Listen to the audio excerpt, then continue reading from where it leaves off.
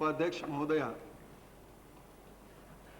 साधारणतः किसी चर्चा में सम्मिलित होने के लिए खड़े होने पर जब साथी मित्र ताली बजाते हैं तो प्रोत्साहन भी मिलता है, आनंद भी होता है।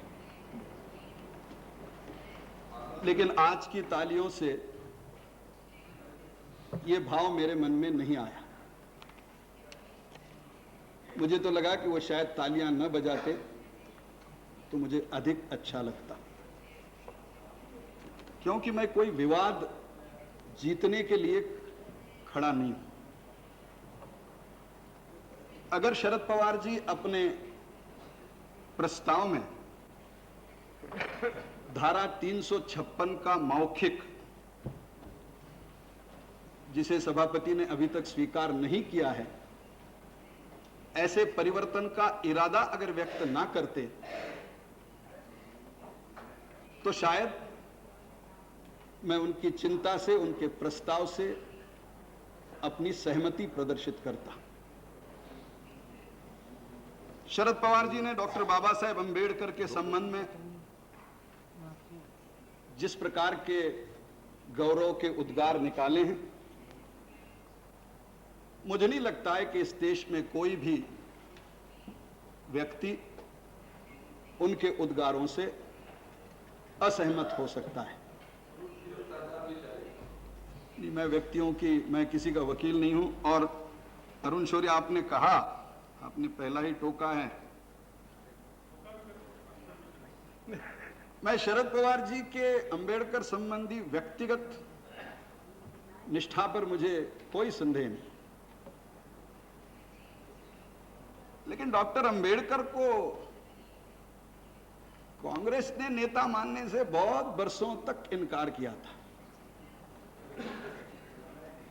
अंबेडकर को एक भी चुनाव जीतने न दे, इस प्रकार की भरकस, अब फिर वो शौरी की किताब पे जाएंगे, हम मिनिस्ट्री की बात करेंगे तो, इसलिए मैं कह रहा हूं कि इतनी भरकस कोशिश हुई।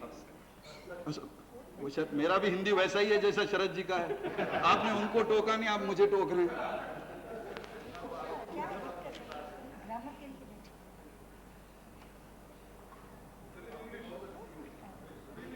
They're still poor. यहां तक कि देश के प्रधानमंत्री उस चुनाव क्षेत्र में जाकर अंबेडकर जीत कर न आए, इस प्रकार के प्रयास करते थे। डॉक्टर बाबा साहेब अंबेडकर को भारत रत्न देने की कल्पना तब पहले आई जब विपक्ष की सरकार आई। इतना ही नहीं कि केंद्रीय कक्ष में डॉक्टर बाबा साहेब अंबेडकर की प्रतिमा तब लगी जब विपक्ष की सरकार थी। और जिस मराठवाड़ा विश्वविद्यालय को डॉक्टर बाबा साहेब अंबेडकर का नाम देने पर आज शरद जी स्वाभिमान से कह रहे हैं, और वो स्वाभिमान उनका ठीक है, क्योंकि जिस सरकार ने वो नाम दिया, शरद जी उसके मुख्यमंत्री थे। वो बार बार तत्कालीन सरकार इसलिए कहना चाहते हैं कि शायद वो उस इतिहास को भूलना चाहते हैं जो आज उनके लिए उतना लाभदायी नहीं है। लेकिन अंबेडकर का मराठवाड़ा विश्वविद्यालय को नाम देने का भी प्रस्ताव महाराष्ट्र में जब पहली गैर कांग्रेसी सरकार आई तब हुआ था, किसी कांग्रेसी सरकार ने नहीं किया था। और इसलिए मैं शरद जी के इस भाषण से सहमत नहीं हूं। जब हमने अंबेडकर का नाम मराठवाड़ा विश्वविद्यालय को दिया तब उसकी प्रतिक्रियाएं हुई, और यह दुर्भाग्य है। मानो मराठवाड़ा की जनता को यह लगा कि अंबेडकर का नाम मराठवाड़ा विश्वविद्यालय को जोड़कर मराठवाड़ा विश्वविद्यालय अस्पृश्य हो गया। एक प्रकार की अस्पृश्य मानसिकता का प्रदर्शन था।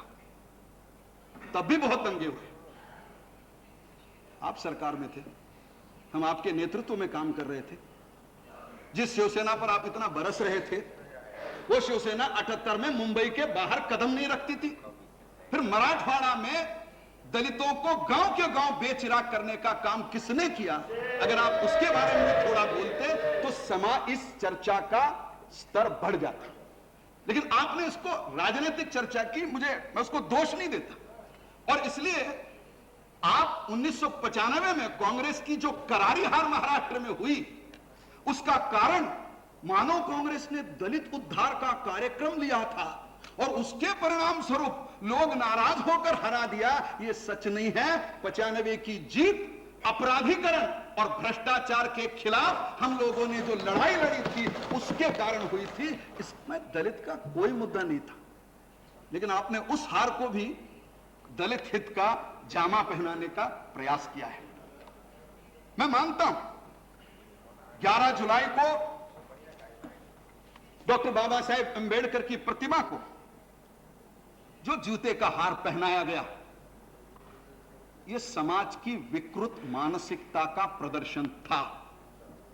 और वो किसने भी किया हो, वो दलित ने किया हो, गैर दलित ने किया हो, वो भारतीय जनता पार्टी के कार्यकर्ता ने किया हो या और किसी दल के कार्यकर्ता ने किया हो, वो विकृत व्यक्ति है और इस व्यक्ति को जितनी कड़ी सजा हम दे सकते हैं वो देनी चाहिए। इसमें हमारे मन में कोई राय नहीं, जिसकी भर्त्सना करो उतनी कम है।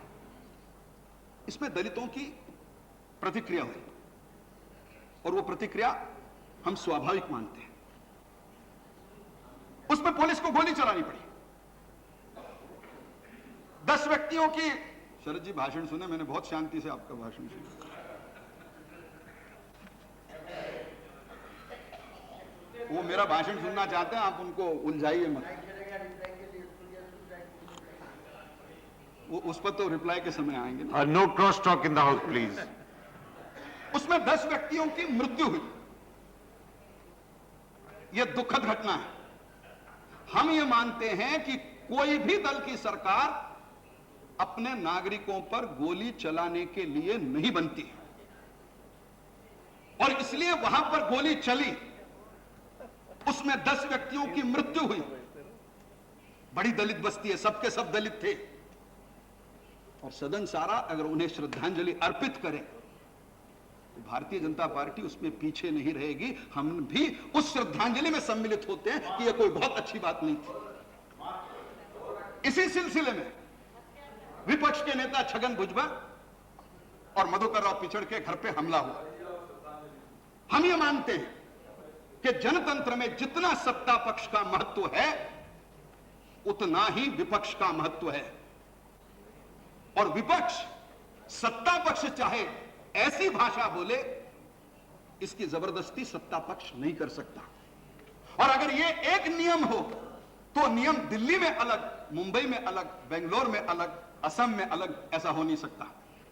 और इसलिए जनतंत्र में जो विपक्ष का महत्व है वो देखते हुए छगन भुजबल, मधुकर पिचड़, इनके घर पर जो हमले हुए, हमने उसकी भी तीव्र निंदा की है और हम ये मानते हैं कि ये जिसने किया है ये निंदनीय कृत्य है और वो जिस दल के भी हो उस दल को भी ये मानना पड़ेगा कि विपक्ष के किसी नेता पर हमला करना ये कोई जनतंत्र में नहीं बैठता। अगर वो हमसे सहमत नहीं हो सकता है, जैसे सत्ता पक्ष कभी कभी अहंकार की बात करेगा वैसे विपक्ष भी गैर जिम्मेदार बात कर सकता है, लेकिन अहंकार है या गैर जिम्मेदार है इसका फैसला सदन में होना चाहिए। इसका फैसला किसी के घर में जाके उसकी घर को उजाड़ना, इसमें होना ये उचित नहीं है और हम उसकी भी निंदा करते हैं।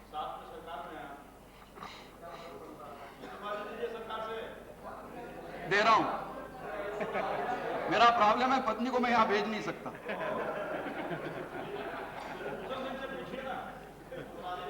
No interruption please.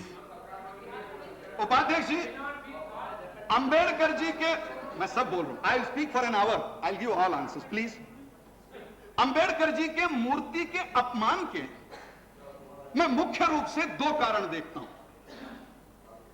एक कारण है, और उसमें आप किसी एक या 2 दल को जिम्मेदार ठहराना चाहते हैं तो ठहराइए, लेकिन अगर हम सब लोग गिरेबान में झांक कर देखें तो हमारे मन में जो सामाजिक अस्पृश्यता की भावना अभी भी गुप्त रूप से, छिपे रूप से बसती है, उसका ये प्रगटीकरण होता है। और दलित इस अंबेडकर के अपमान को सह नहीं सकता और वो सहेगा भी नहीं। आखिर जब औरंगाबाद के मराठवाड़ा विश्वविद्यालय को नाम देने की बात चली थी तब कभी एक प्रश्न के उत्तर में मैंने कहा था कि दलित अंबेडकर के नाम का आग्रह इसलिए करते हैं कि दलितों का इतिहास ही अंबेडकर से शुरू होता है। और इसलिए जब वो अपने को इतिहास का प्रमुख प्रथम पुरुष मानते हैं तो स्वाभाविक रूप से अगर उनके मन में प्रतिक्रिया आई तो इसका दोष नहीं है। लेकिन दुर्भाग्य यह होता है कि राजनीतिक तत्व जो हैं वो इस चीज को पहचानते हैं, वो दलित समाज की दुखती रग को जानते हैं, वो ये जानते हैं कि अगर दलित को उसका कर रास्ते पे लाना है तो सबसे आसान तरीका है अंबेडकर की प्रतिमा का अपमान करो। और चूंकि दलितों के लिए अंबेडकर भगवान है और वो भगवान का अपमान सह नहीं सकते, वो रास्ते पर आ जाएगा। अब दलित की अंबेडकर के साथ ये जो मानसिकता है ये बार बार ऐसे घटनाओं को जन्म दे रही है। अगर आपको याद हो तो पंजाब में जब उग्रवाद पहले शुरू हुआ तो या तो मंदिर में या तो गुरुद्वारे में आपको मांस मिलेगा, सिगरेट का टुकड़ा मिलेगा, जिसके कारण साधारण आदमी बहक सकता है। और वो किसका काम था अब ध्यान आ रहा है। और इसलिए केवल एक दूसरे को दोषारोपण करके इस परिस्थिति से बाहर नहीं आएंगे। शरद जी ने कहा 356 लाओ, भाई 56 बार धमकाओ मत, जो करना है करो, जब भी चुनाव होगा फिर हम इससे ज्यादा बहुमत से चुन कर आएंगे। डराने की कोई बात नहीं है, हम उसकी चिंता नहीं करते, उसकी चिंता नहीं करते। उसके बाद 3 बार चुनाव हुए हैं।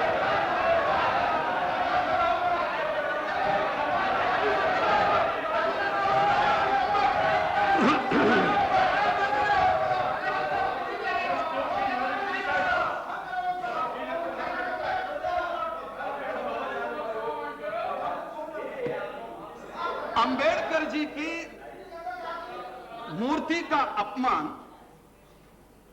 एक घिनौनी घटना है।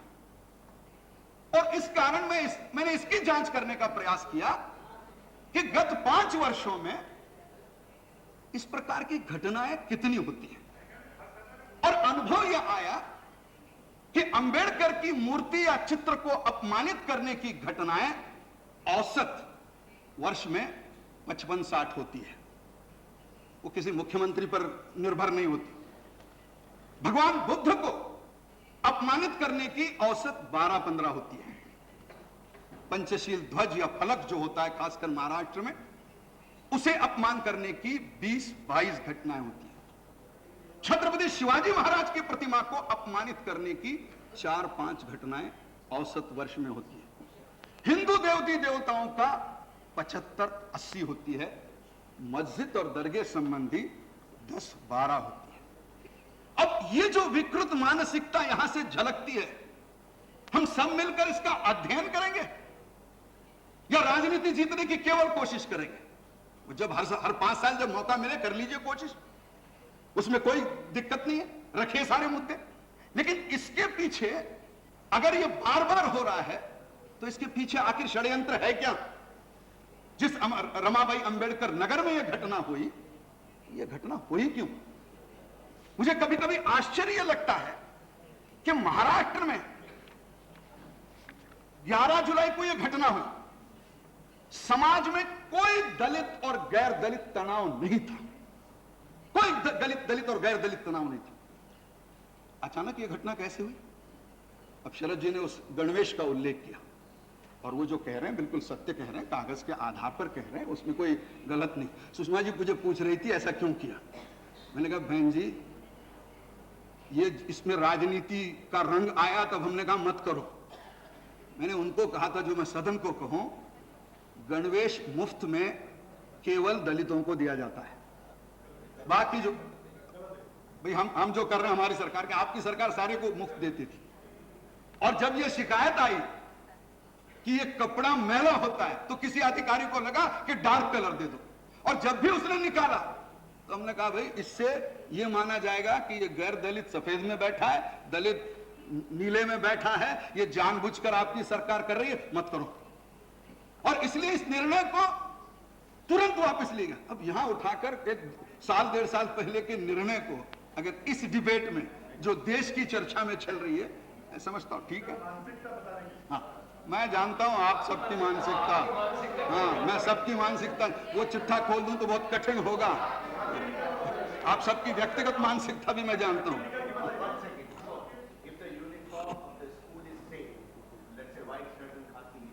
And then you are giving a blue shirt and khaki to a Shur caste or Shur tribe is wrong. But if there is no uniform and you are giving a particular color to a weaker section, that is a different thing. So you clarify that. Rajesh ji, I totally agree with you, but the intent, I agree with you, and that's why we withdrawn the order. But the intention was not what it is hinting at. The only intention, I'm talking about the intention. I definitely agree with you. मैं agree नहीं कर रहा हूँ। It was at the highest level. It was. Pramod ji, I request you to address the chair. Highest level. Please do not, Mr. Pramod, मंत्री करते होंगे, गणवेश please का do फैसला not get highest level into an argument across the table. Address the chair Sorry. and don't get into a cross-talk with anybody. अगर समाज में कोई दलित और गैर दलित इस प्रकार का तनाव नहीं था तो यह घटना अचानक क्यों हुई? हमने ये देखा है कि महाराष्ट्र में जब से नई सरकार बनी है तब से जब भी विधानसभा का अधिवेशन आता है तो विधानसभा के अधिवेशन के समय कहीं ना कहीं महाराष्ट्र में इस प्रकार की घटना होती है। अब यह संयोग हो सकता है या षड्यंत्र हो सकता है। अब यह संयोग है या षड्यंत्र है, इसका फैसला तो कोई जांच कर सकती है। हमने जांच करने का एक बार प्रयास किया, दो घटनाएं हैं। जांच में श्रीरामपुर में एक घटना हुई, उसमें जिस व्यक्ति को पकड़ा गया, जिस पर मुकदमा है, 2-3 महीने वो जेल में भी था, उसका नाम है फिरोज गाफुर चामड़िया। अब ये मत पूछिए मुझे कि ये किस दल का है, क्योंकि वो दल यहां उपस्थित नहीं है, इसलिए मैं उस दल का उल्लेख करना नहीं चाहता, मत पूछिए। परभनी में हमने जांच की, 3 आदमी मिले, मोहम्मद जकीर बुराउद्दीन, मोहम्मद खलील मोहम्मद इस्माइल, शेख शब्बीर नूर मोहम्मद। और ये जो मोहम्मद खलील मोहम्मद इस्माइल है, इसकी जांच में यह पाया गया कि यह पाकिस्तान में जाकर प्रशिक्षित होकर आया है और इसलिए इस प्रकार की घिनौनी घटना को राजनीति में किसी एक दल के साथ जोड़ के अपनी राजनीतिक रोटियां सेकना तो बहुत आसान होता है, लेकिन इससे ये समाज की समस्याएं खत्म नहीं होगी। और इसलिए हमें यह लगता है कि ये घटनाएं क्यों हो रही है। शिवसेना भाजपा सरकार आने के बाद 30 महीने बीते हैं और आमतौर पर महाराष्ट्र में शांति है। एक हाथ दूसरी छुटपुट गोली चलाने की घटना छोड़कर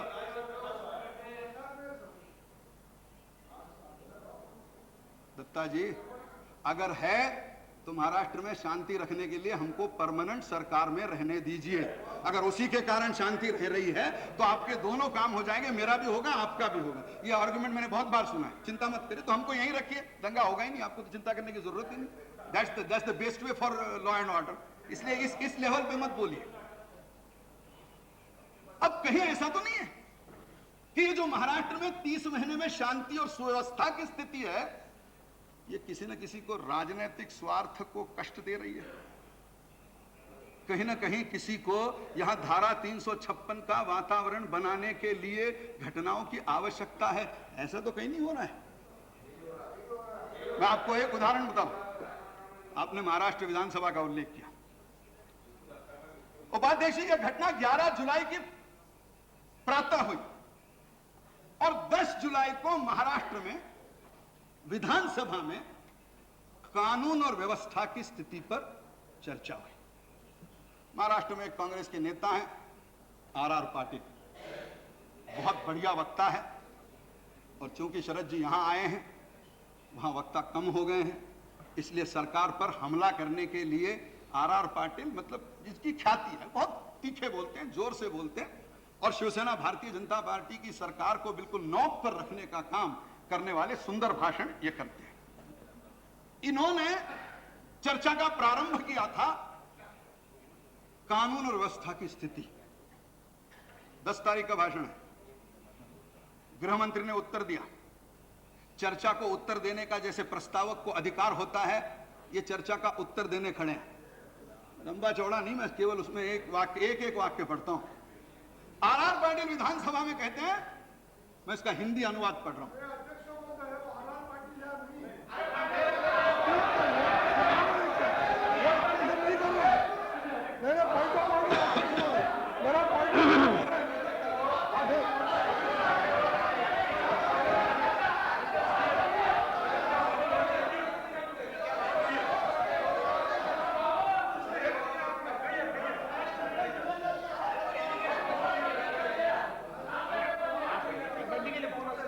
बैठिए ना। अपने भाषण को समाप्ति पर ले जाते समय वो कहते हैं कि आज जो According to his objection, if you are quoting somebody, then you should authenticate it. Authenticate, it's a proceeding, sir. It's a proceeding of the house. की जरूरत नहीं है, जो विधानसभा It's a proceeding of the house. वो कार्रवाई है, और कार्रवाई प्रॉपर्टी होती है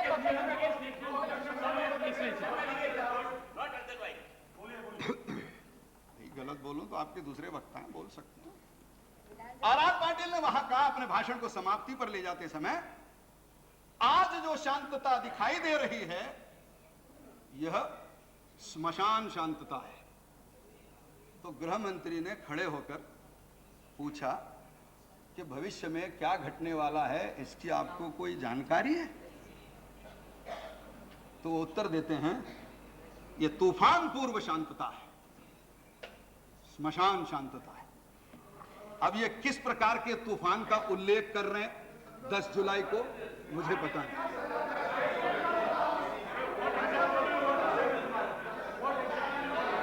If you allow me, Mr. R.R. Patil, you also read it himself. This is what you want to say. if you allow, हमने किसी को उनको किसी ने टोका नहीं था, तो ये तो रुका नहीं। I'm asking you. Prithviraj, if you allow me, then only I will speak. Prithviraj ji, please don't interrupt. Let him have अध्यक्ष जी, it. ये मैंने अभी तो इनके सामने नहीं लिखा है, और इसलिए पृथ्वीराज कहते हैं कि प्रमोद क्या कहना चाहता है, तो मैं यहां जो लिखा है वो पढ़ रहा हूं। ये महज संयोग है, 10 जुलाई का भाषण या 11 जुलाई की घटना ये महज संयोग है या किसी के षड्यंत्र का अनावधान से उद्घाटन है, इसकी तो जांच ही करनी पड़ेगी। लिखा है, इसलिए मैंने आरोप कुछ नहीं किया आर पाटिल पर। मैंने कहा ये महज संयोग है या ये रहस्य उद्घाटन अनावधान से हुआ है, ये तो जांच करेगा तभी पता चलेगा। अध्यक्ष जी, इसमें दूसरी बड़ी दुर्घटना ये पुलिस की गोलीबारी की हुई। और जैसे मैंने प्रारंभ में कहा कि किसी भी चुने हुए सरकार को अपने नागरिकों पर गोली चलाने की नौबत आए, इससे गलत दूसरी घटना हो नहीं सकती। अब ये पुलिस की गोली चलाना समर्थनीय था या नहीं था, मैंने शरद जी का भाषण सुना तो मुझे लगा कि कुरुक्षेत्र पर जो युद्ध हुआ था उसको देखने के लिए एक आंख संजय को मिली थी, और उन्होंने इतना नैरेटिव बताया कि as if he was personally standing there and looking at what is happening.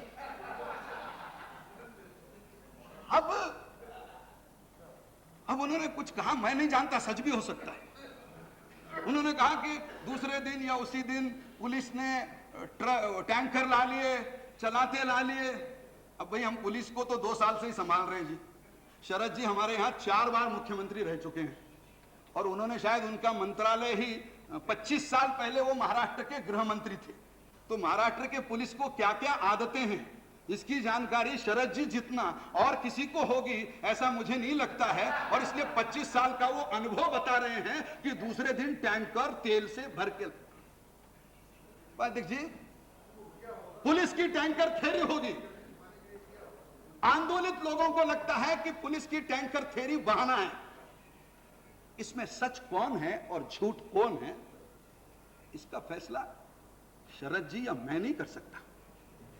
मैं तो यहां तक कहने के लिए तैयार हूं कि शरद जी सच हो सकते हैं, लेकिन शरद जी सच है ही ये मानकर केंद्र कोई कार्रवाई करे, ये तो बड़ी आश्चर्यजनक स्थिति हो जाएगी। इसलिए हम में से किसी जो यहां बैठा है और जो वहां था नहीं, इसमें से किसी को यह निर्णय करना संभव नहीं है कि पुलिस का गोली चलाना समर्थनीय था या नहीं था। दोनों संभावनाएं हो सकती है। अब ऐसी स्थिति में कोई सरकार क्या कर सकती है? 7:15 बजे कोई होम मिनिस्टर वहां जाके, मतलब पता नहीं शरद जी ने कोई ऐसी परंपरा डाली हो, मुझे तो मालूम नहीं कि वो वहां जाके खड़े हो जाएंगे, उसको क्या पता है। बिल्कुल ठीक। अब ऐसी स्थिति में सरकार क्या कर सकती है? 7:30 बजे घटना हुई, 10-11 बजे सदन में चर्चा हुई, कांग्रेस ने जोरदार मांग की कि आप इसकी न्यायिक जांच करवाइए। And with in 5 hours from the incident the government accepted it. Railway minister को 12 घंटे लगते हैं स्टेटमेंट देने के लिए। अब ये जो न्यायिक जांच हमने की, उसके बाद रामविलास जी आए।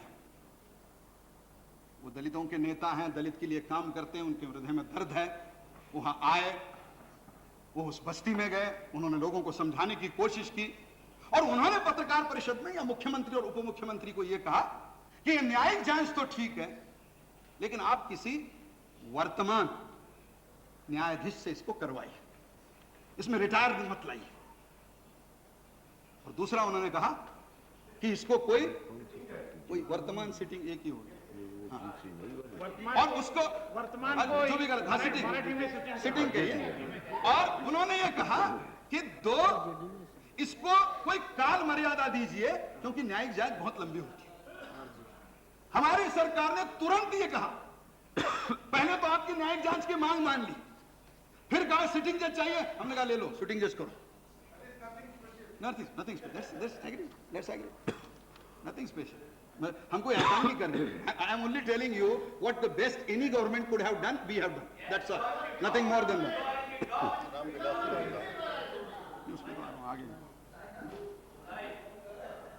और रामविलास जी ने कहा काल मर्यादा दीजिए, हमने कहा 2 महीने के अंदर जांच पूरी होनी चाहिए।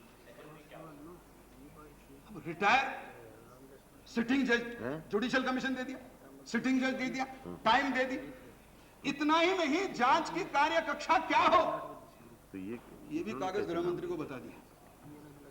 और मैं अभी भी कहने के लिए तैयार कि हम महाराष्ट्र सरकार से प्रार्थना करेंगे कि अगर इस कार्य कक्षा में किसी को कुछ कमी लगती है तो उसको सुधार करके उसको बढ़ाने में हमें कोई आपत्ति नहीं है। दूध का दूध और पानी का पानी हो जाए, हमें कोई उसकी चिंता नहीं। उसमें जो सिद्ध हो जाएगा वो सजा पाएगा। अब ऐसी स्थिति में वो घर में गए, अंदर गए, टैंकर थी, इधर मारा उधर मारा, अब इसका कौन फैसला करेगा? इसका फैसला न्यायिक जांच होगी तब करो। अब क्या इस आधार पर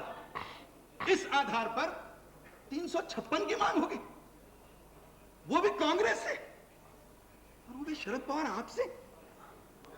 जब किसी ने गोवारी कांड का उल्लेख किया तो शरद जी ने कहा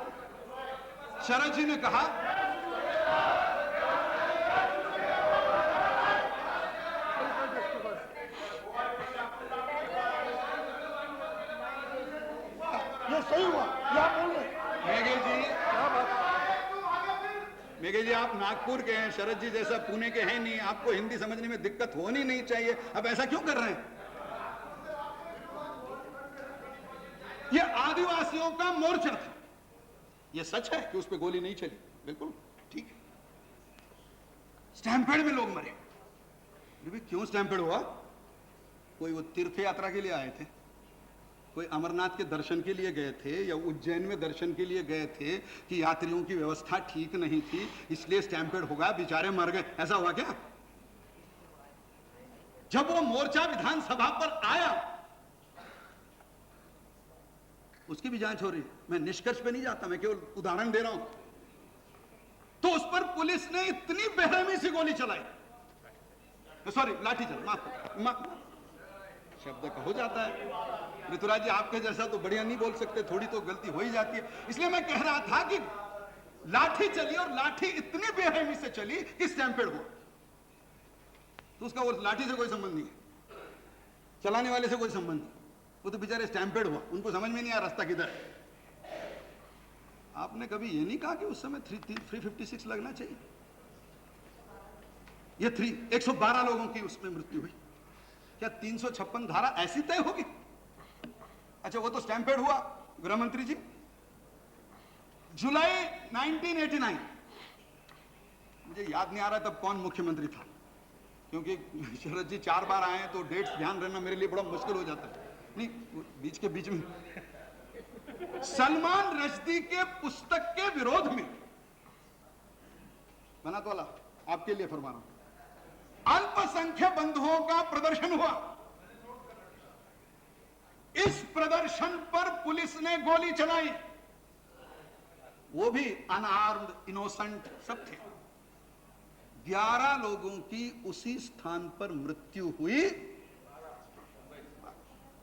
जिसमें एक भी पुलिस ऑफिसर सस्पेंड नहीं हुआ, और उसकी मैजिस्ट्रेट इंक्वायरी कर दी। तब धारा 356 याद नहीं आई। इसमें आप कंसिस्टेंट है, क्योंकि आपको धारा 356 ही लगानी है।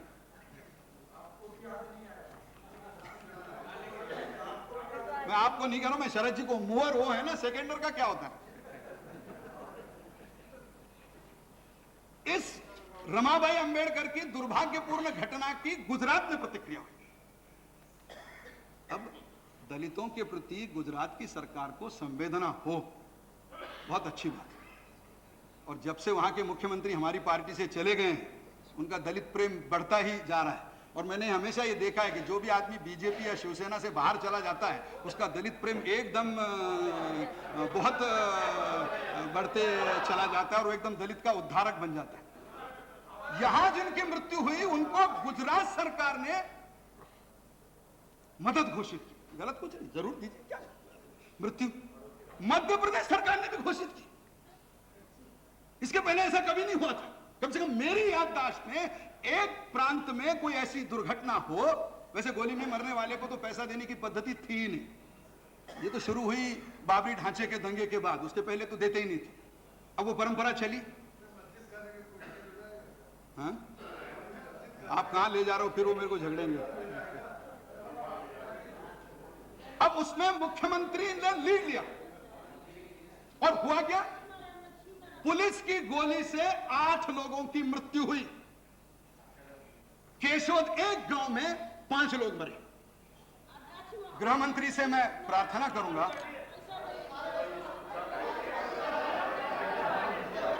दलित मरा, मच्छी मरा, पैसा देने की कौन जरूरत। अरे बाबू साहब मरता तो ना पैसा देने की बात होता।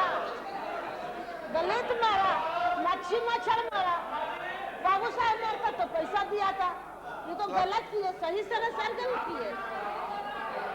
दलित न मरा है, सबका छूट जाएगा।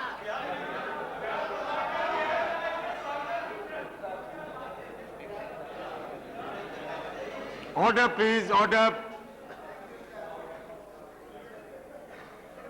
केशोद में 5 लोगों की मृत्यु हुई। गृह मंत्री हर गोलीबारी के बाद तो जा नहीं सकते। गृह खाते में राज्य मंत्री हो सकता है, दूसरा कोई सेंट्रल मिनिस्टर हो सकता है। वो भी केशोद जाकर आए तो कोई गलत नहीं होता। वो भी जाकर देखते, वो भी लोग गोली में ही मरे थे और इसी कांड के सिलसिले में मरे थे। अच्छा, सरकार को फुर्सत नहीं है तो कांग्रेस दल तो है, उन्होंने वहां एक टीम भेजी थी। वेंकट स्वामी जी केशोद में कौन गया, वो भी अगर रिपोर्ट देता, आपके भाषण में उसका उल्लेख आता, अच्छा उसका उल्लेख आता तो बहुत अच्छा होता। अब किसी ने यह नहीं मांग की कि गुजरात में 356 लगाओ, वो तो लगाने की भी आवश्यकता नहीं। आप समर्थन वापस लो, अपने आप 356 आएगा। उसमें तो आपको संयुक्त मोर्चा की दया पर निर्भर रहने की आवश्यकता ही नहीं। You can yourself implement 356 immediately.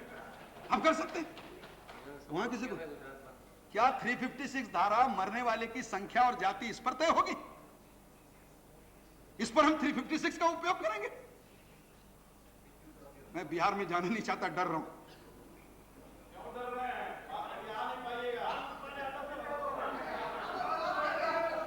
जो रणवीर सेना की ओर से हत्याकांड हुआ, क्योंकि अभी शरद जी का जो प्रस्ताव है वो केवल महाराष्ट्र के संबंध में नहीं है, वो सारे देश के संबंध में प्रस्ताव में लिखा है।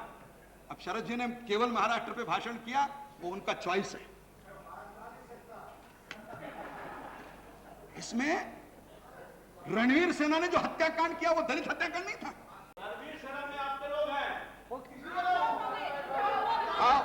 सेना सेना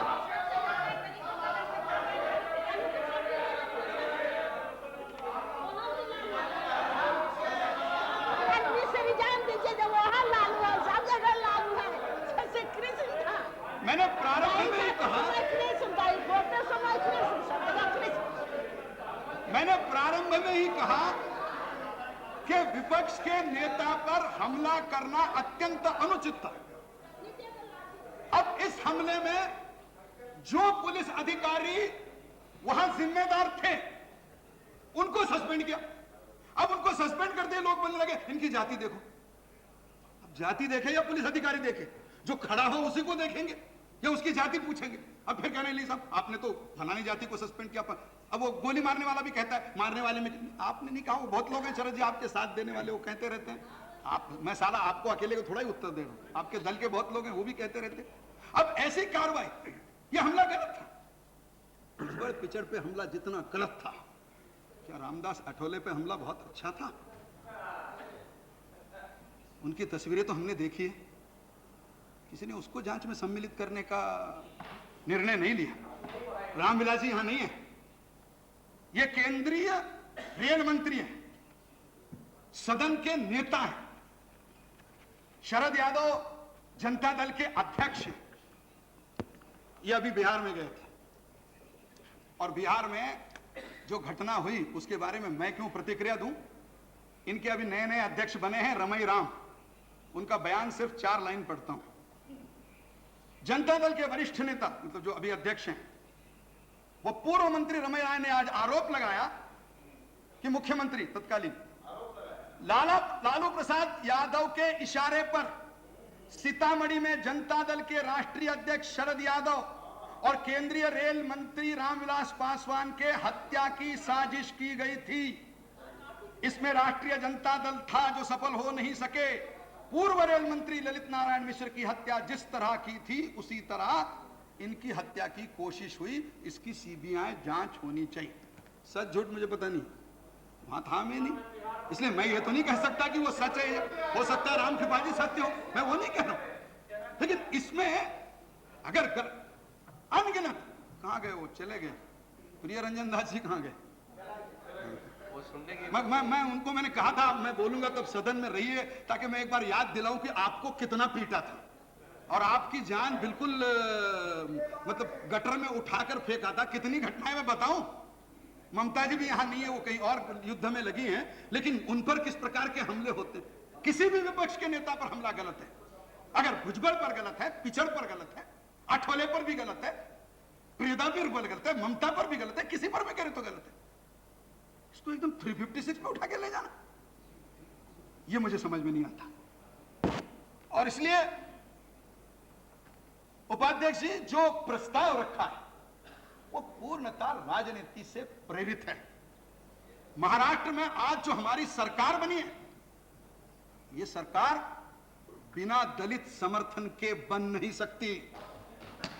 आज अगर सबसे ज्यादा दलित विधायक है तो शिवसेना और भारतीय जनता पार्टी के पास है, आपके पास नहीं है। दलित विधायक हैं, दलित सांसद हैं, दलित मंत्री हैं।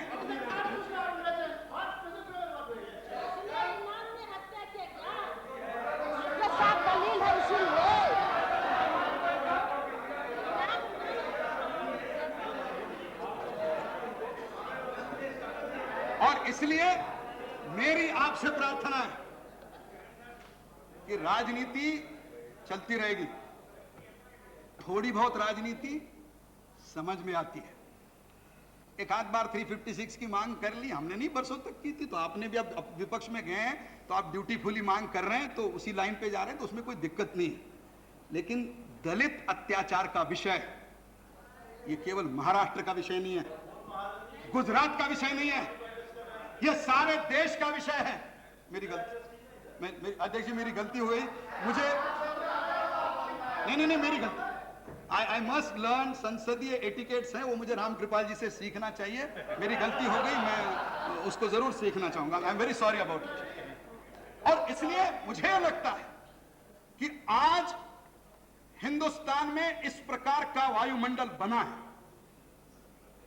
इसमें किसी एक दल को दोष देके आप शायद विवाद जीत जाओ, थोड़ी बहुत राजनीति जीत जाओ, लेकिन दलित और गैर दलित, इसके बीच में एक ऐसी खाई निर्माण हुई है, हर बार राजनीतिक विचार आने के कारण उस खाई को मिटाना आसान नहीं है।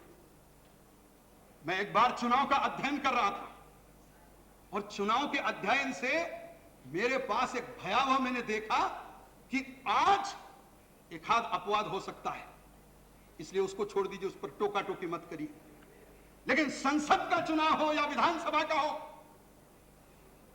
दलित जो आरक्षित सीट नहीं है वहां से चुनकर आ नहीं सकता।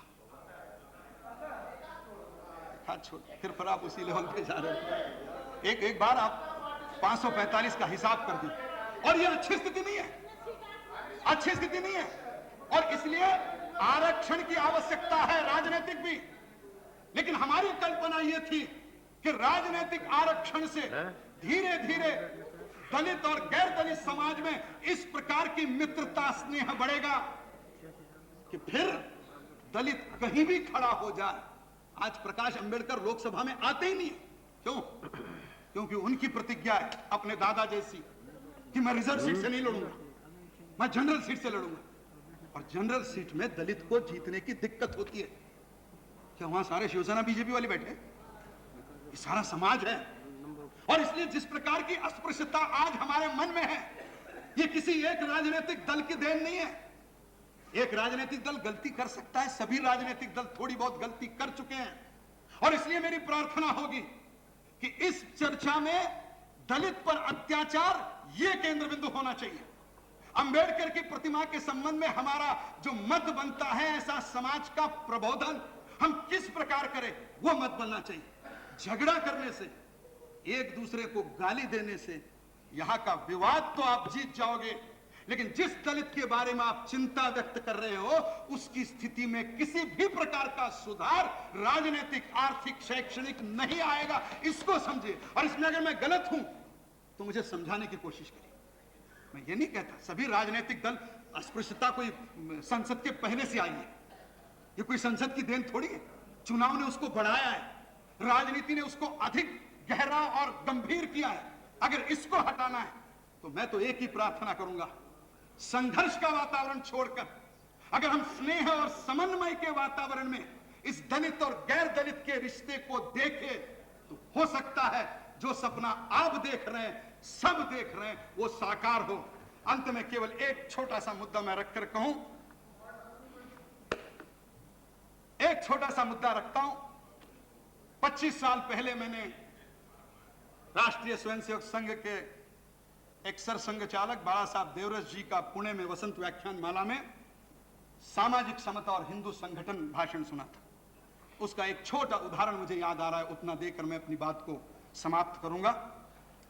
उन्होंने दलित और गैर दलित के इस तनाव को दूर करने के लिए क्या प्रयास कीजिए, उसमें उन्होंने विवाह की बात की थी, इंटरकास्ट मैरिजेस की थी। बहुत अच्छा भाषण था। उसमें एक उन्होंने अंत में उदाहरण दिया था जिस पर मैं मेरे भाषण को भी समाप्त कर रहा हूं। उन्होंने कहा था रिश्ते कैसे होते हैं। उन्होंने एक छोटी कथा, लंबी नहीं, 1 मिनट में खत्म हो जाएगी। उन्होंने कहा था एक बार सूर्य और वायु खड़े थे और सामने एक आदमी कोट डाल के जा रहा था। सूर्य और वायु में यह शर्त लगी कि इस व्यक्ति को बिना स्पर्श किए इसका कोट उड़ा देना है। वायु ने कहा मैं 2 मिनट में करके बताता हूं। वायु बहने लगा, तूफान बढ़ा, इतना तूफान बढ़ा कि वो व्यक्ति कोट फेंकने की जगह पर अपने कोट को और समेटते लगा। जब वायु हार गया तो सूरज ने कहा अब मैं कोशिश करता हूं, और उसने अपनी उष्णता इतनी बढ़ाई कि उस आदमी ने अपना कोट अपने आप उतार दिया। अगर दलित गैर दलित को इकट्ठा लाना है तो हवा और तूफान के जैसे भाषण करके तो यह दुर्भाग्यपूर्ण होगा कि समाज उस अस्पृश्यता के कोट को पकड़े रहेगा। अगर सामाजिक समता की उष्णता मन के अंदर जागृत करो तो उस उष्णता से यह कोट हट जाएगा। अंबेडकर का कहीं अपमान नहीं होगा, गोली चलने का तो सवाल ही नहीं होगा। बहुत बहुत धन्यवाद।